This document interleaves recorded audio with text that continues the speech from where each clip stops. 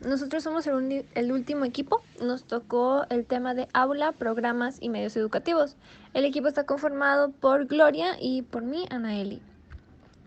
Bueno, el contenido se conforma por dos ámbitos, el ámbito del aula y el ámbito de programas y medios educativos.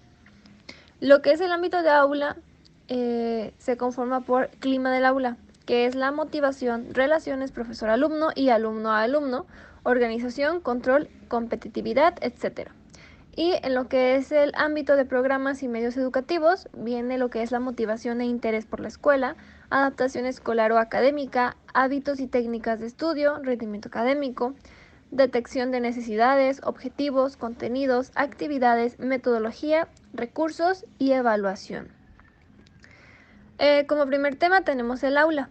Uno de los objetivos centrales y explícitos que se pretende conseguir a través de la actividad educativa es que los alumnos y las alumnas aprendan a relacionarse constructivamente con otras personas, adoptando actitudes de flexibilidad, cooperación, participación, interés, respeto y ayuda.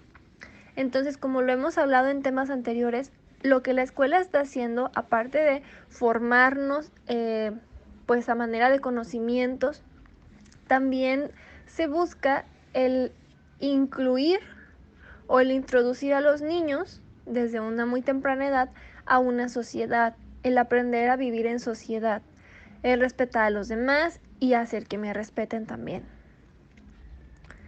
Estas interacciones pueden estar orientadas a facilitar el desarrollo y bienestar de los miembros del centro o del aula en la medida en que traducen actitudes de flexibilidad, cooperación, participación, interés, respeto y ayuda, o por el contrario, pueden interferir en el desarrollo y bienestar de aquellos en la medida que se expresan en comportamiento intolerante, egocéntrico, disruptivo o violento.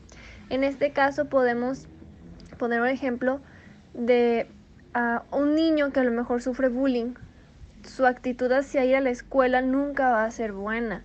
¿Por qué? Porque ya sabe que llegar a la escuela es que lo estén molestando, que se estén burlando de él, etc.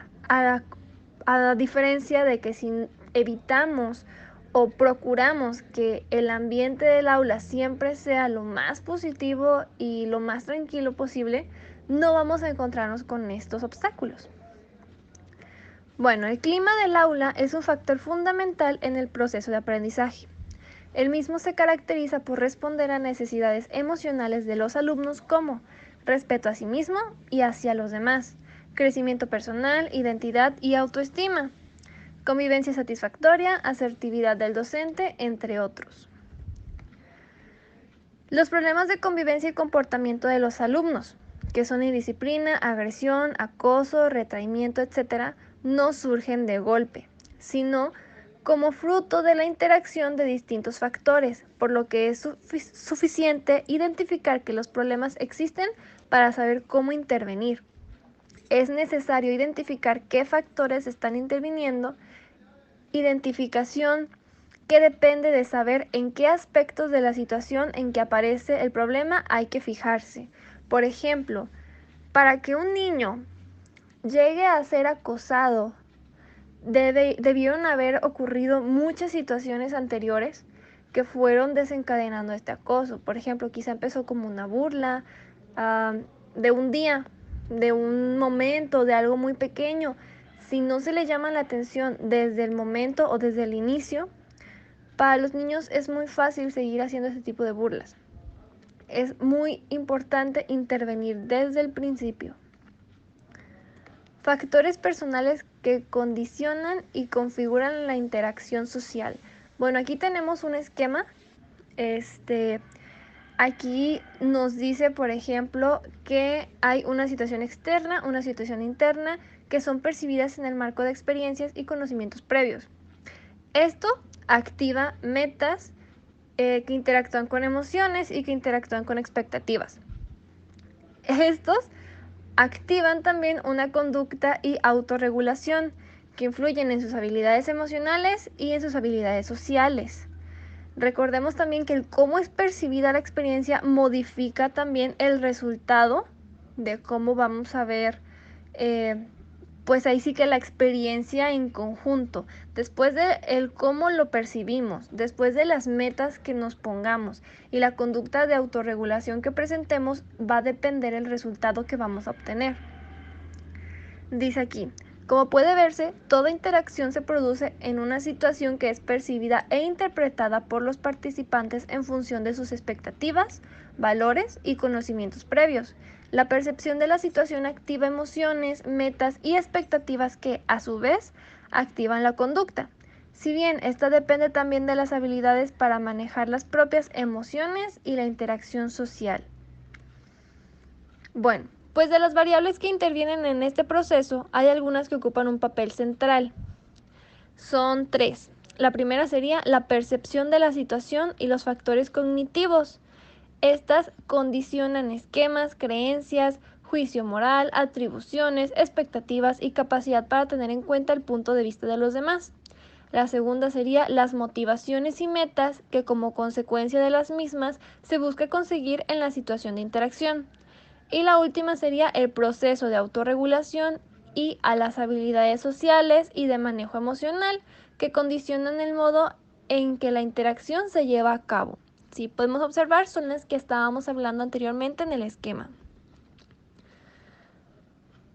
Pues para continuar, la falta de un buen clima en el aula repercute en el rendimiento de los estudiantes, problema que hoy presenta preocupación en docentes y padres de familia, por lo que en este estudio planteamos como objetivo comprobar la forma en que el clima del aula influye en el rendimiento escolar de los estudiantes. Concluimos que uno de los problemas que afecta al rendimiento escolar de los estudiantes es la falta de un buen clima del aula, por lo que el docente debe interesarse en crear este ambiente agradable donde los estudiantes se sientan parte de los procesos de enseñanza-aprendizaje, donde exista una convivencia satisfactoria, una unión, cooperación entre compañeros, que los alumnos puedan contar con aulas iluminadas, con buena ventilación, organización y estética. Yo recuerdo que anteriormente me parece que el equipo de mi compañera Fanny hablaba un poco sobre la ergonomía del salón. Aquí lo volvemos a tocar un poco. ¿Por qué? Porque, por ejemplo, sí influye mucho el comportamiento del aula, de lo que es el ambiente del aula, a la hora de estar en un salón que no tiene las condiciones adecuadas. ¿Por qué? Porque incluso el sentarte en una butaca que a lo mejor está rota o algo, ya las personas pueden sentirlo como, pues como bullying, porque no falta el niño que se burla hasta de la butaca. Entonces es necesario, uno, que los docentes estén al pie, estén muy alertas, observando los comportamientos, las actitudes de los niños, sus acciones. Es muy importante detectar cuáles bromas, cuáles chistes, cuáles juegos dan pie a que trascienda la actitud de agresión y cuáles realmente no. Es muy importante ver cómo reaccionan los niños ante estas situaciones también, los niños que están siendo pues agredidos, porque muchas veces los niños no se dan cuenta de que están viviendo esta agresión. Recordemos también que, como lo hemos visto antes, nuestras situaciones familiares, nuestros introyectos repercuten mucho, afectan mucho, porque si yo en mi casa veo que quizá golpear está bien o que nadie le dice nada a mi papá, por ejemplo, si le pegara a mi mamá, pues ¿por qué yo no le puedo pegar al compañero? O al revés, si yo ya sé que en mi casa mi papá le pega a mi mamá, pues que ellos me peguen, a lo mejor es normal. No sé cómo abordarlo, pero creo que dejar esta idea para que cada quien reflexione. Si hacemos memoria, yo estoy segura que cada uno de nosotros en nuestra, pues en nuestra educación primaria, en secundaria, por lo menos uno de nuestros compañeros vivía esta situación. Cada uno de nosotros podemos identificar cuál era el agresor, cuál era el agredido, cómo reaccionaban los maestros, si lo hicieron adecuadamente o de lo contrario, pues no lo hicieron. En la parte de programas, un programa educativo es un documento que permite organizar y detallar un proceso pedagógico. El programa brinda orientación al docente respecto a los contenidos que debe impartir, la forma en que tiene que desarrollar su actividad de enseñanza y objetivos a conseguir. La importancia de los programas educativos es que son un instrumento curricular donde se organizan las actividades de enseñanza-aprendizaje. que permite orientar al docente en su práctica con respecto a los objetivos a lograr, las conductas que deben manifestar los alumnos, las actividades y contenidos a desarrollar, así como las estrategias y recursos a emplear con este fin. Los planes y programas ya vienen establecidos desde la Secretaría de Educación Pública. A menos de que por ejemplo, las instituciones privadas sean autónomas, también se rigen por este mismo tipo de planes y programas. Es muy importante destacar que aunque existan los planes y programas, el docente tiene toda la libertad de emplear esos objetivos como él vea, dependiendo de las necesidades del grupo. No sé muy bien cómo explicarlo, pero literal, planes y programas son unos libros muy grandes donde te dice cuáles son los objetivos, los aprendizajes esperados, si te vas a manejar por competencias, por proyectos, por aprendizajes sustantivos. Entonces, todo esto, tú como maestro, después de hacer las evaluaciones, los diagnósticos, el cómo se va desarrollando el grupo, debes complementar con estrategias o técnicas para que sea de mejor beneficio o del más beneficio posible para los alumnos también. No es que haya como un lineamiento tan estricto en el que no te puedas salir de ahí. En educación se refiere al objeto de estudio para el aprendizaje. Suelen agruparse por unidades para integrar programas de asignatura dentro de un plan de estudio. Los contenidos son la parte fundamental del proceso de enseñanza-aprendizaje. Sin contenido no hay enseñanza. Cualquier proyecto educativo acaba concretándose en la aspiración de conseguir algunos efectos en los sujetos que se educan. Entonces, todo plan educativo o programa educativo tiene la finalidad de ciertos conocimientos o de cierto aprendizaje, dependiendo también del nivel educativo en el que se está impartiendo clases. Con objetivo, se entiende por objetivo a la meta o fin propuesto en una actividad determinada. Por ejemplo, el objetivo de mis estudios es conseguir un buen trabajo. También puede ser el fin del conjunto de todas nuestras acciones. Por ejemplo, mi objetivo en la vida es ser una persona de honor. Trate de responder al interrogante de ¿para qué? Objetivo no es más que la expresión de un deseo mediante acciones concretas para conseguirlo. Por lo tanto, un objetivo sirve para formular concreta y objetivamente resultados, para planificar acciones, para orientar procesos y para medir resultados. Es una estrategia, ciencia o arte de combinar y coordinar las acciones con miras a alcanzar una finalidad. Corresponde a una planificación para lograr un resultado con proposición de objetivos a alcanzar y medios considerados para lograrlo. Los recursos didácticos. Es el medio disponible para facilitar el proceso de enseñanza-aprendizaje. Incluye materiales didácticos, como por ejemplo proyectores, libros, textos, videos, etc., y estrategias tendientes a proporcionar un ambiente para el aprendizaje. Por ejemplo, los métodos de enseñanza, las formas de trabajo, las estrategias de motivación y la disposición del espacio. Todos estos elementos favorecen la comprensión, la ejemplificación y la estimulación de los alumnos para involucrarse de manera activa en el proceso de construcción del conocimiento. Se eligen tomando en cuenta las características de los alumnos, el objetivo de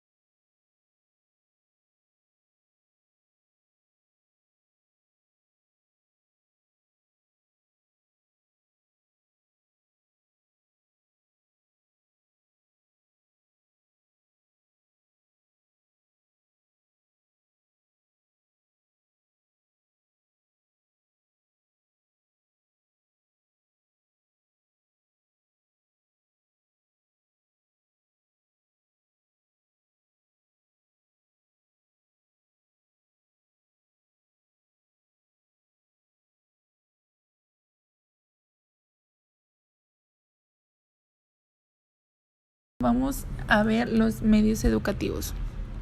Los medios educativos es cualquier elemento aparato o representación que se emplea en una situación de enseñanza-aprendizaje.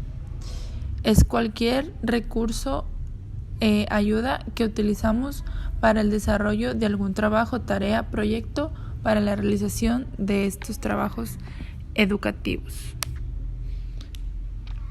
Existen varios tipos de medios educativos. Los tipos de medios educativos más comunes de algunos ejemplos son medio educativo visual. El medio educativo visual viene que es el medio impreso, material, autoinstructivo, textos, cuadernos, revistas, periódicos, mapas, gráficos y gráficos estadísticos, computadoras, las diapositivas, carteles murales y el pizarrón. Estos son los más comunes y los que hemos estado practicando durante nuestra mayor parte educativa, desde el kinder hasta la universidad. Los libros, cuadernos, a veces las computadoras y ahorita más que nada en la universidad las diapositivas. Existen también los medios educativos auditivos. De estos son la palabra hablada, que es la exposición y el diálogo, los discos y teléfonos. Aquí el más utilizado también es la palabra hablada, que es la exposición, el diálogo. Tenemos el tema, lo exponemos, lo explicamos, lo hablamos, compartimos dudas y compartimos pues el material. Hablamos también de discos, eso ya casi no se ve, pero pues está presente o estuvo presente, de discos didácticos y así. Y después están los medios educativos audiovisual, que son los videos, la televisión, sonovisión, presentaciones didácticas y proyecciones fijas, teleconferencias y videoconferencias. Ahorita la más común que utilizamos son las videoconferencias,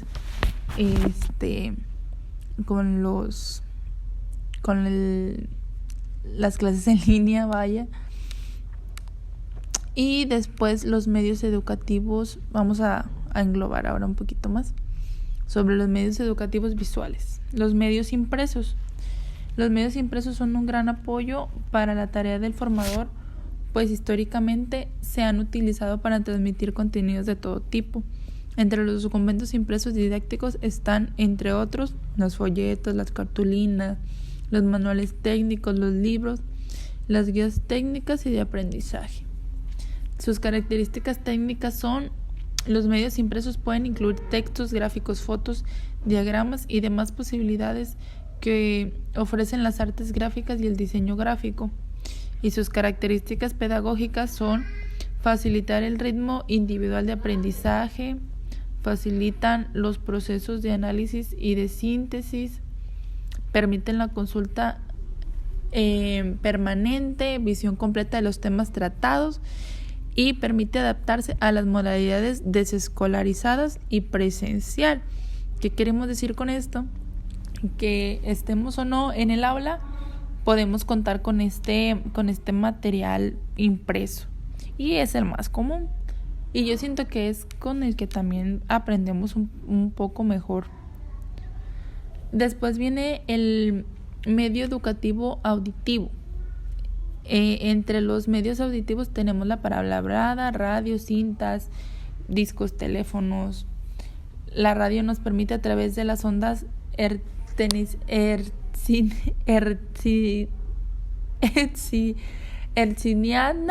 llegar a un gran público